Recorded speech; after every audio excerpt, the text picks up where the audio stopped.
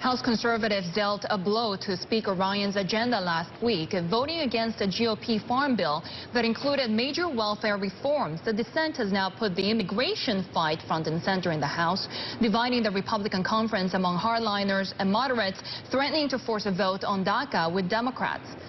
For more, we welcome now Congressman Matt Gaetz of Florida, a member of the Judiciary Committee. Congressman, thank you so much for your time today. You voted against the farm bill, which would, among other things, reauthorize programs for rural development, agricultural research, and food and nutrition. What was your logic, and what would it take to get your vote?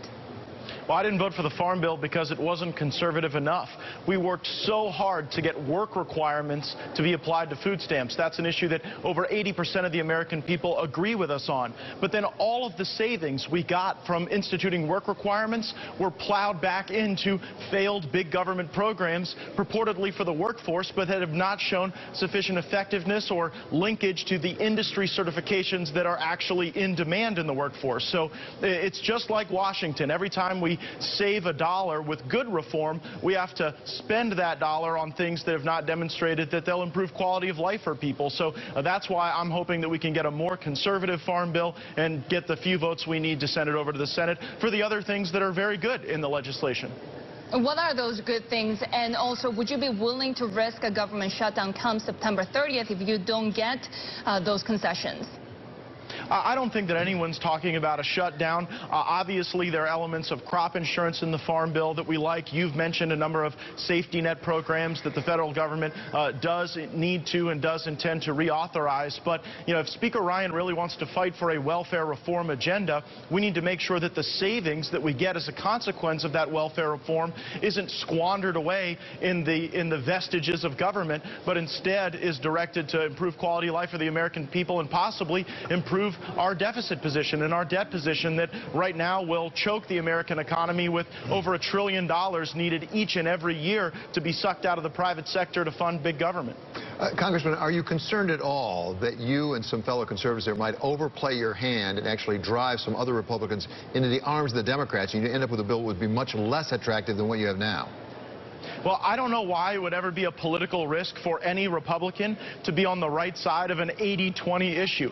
A vast majority of Americans support work requirements, and they don't want to see the savings from those work requirements plowed into programs that haven't demonstrated efficacy. So I think that we ought to have broad support, not only among conservative and more moderate Republicans, but we ought to have independent thinking Democrats working with us to have a welfare program that encourages work and not multi-generational dependence on the government. Congressman, I want to turn to another hot topic in Washington right now, and that is the question of a possible investigation of the FBI and the Justice Department.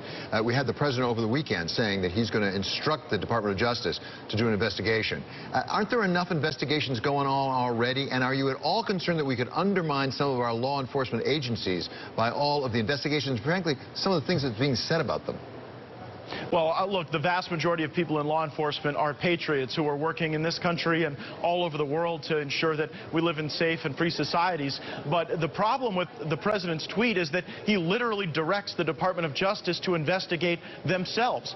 You're right that we've got plenty of investigations where the Justice Department and FBI are investigating themselves. What we need is a second special counsel, someone who can bring an independent look to the very serious allegations that have been brought to bear. If we really had people spying on a rival political campaign and trumping up allegations of foreign collusion that didn't exist, that would be very serious. And whether you're a Republican or a Democrat or an independent or a Whig, you should want to make sure that our institutions are strong enough so that we don't have this type of spying going on rival political campaigns in the future. But we need an independent special counsel to look at that, not someone who's housed in the Department of Justice. President Trump's lawyer, Mr. Giuliani, said that the special counsel, in fact, hoped to finish the probe by September 1st. First of all, what have you heard? And if that's the case, wouldn't another probe risk distracting the government even more? Well, I have not heard that the special counsel is about to wrap up his probe. I believe Mr. Giuliani made those comments in the context of setting up an interview between President Trump and Robert Mueller. And I would say any lawyer that recommends that Donald Trump interview with Robert Mueller needs to immediately put their malpractice insurance carrier on notice. That would be a tragic decision. That should not happen. That would be a perjury trap based on the bias we've seen in the Mueller investigation, the tactics they've used. And so, again, I think in that context, we should expect the Mueller probe to go on for some time, and that is distracting and very concerning to me. Congressman, really great to have you with us today, and it's been a while since I've heard a suggestion we bring back the wigs, but it's an interesting idea. We should consider that maybe. Okay. They're all around me here in Statuary Hall. I bet they are, exactly. Republican Congressman Matt Gaetz of Florida, and he's a member of the Judiciary Committee. Thanks so much for being with us. Coming up.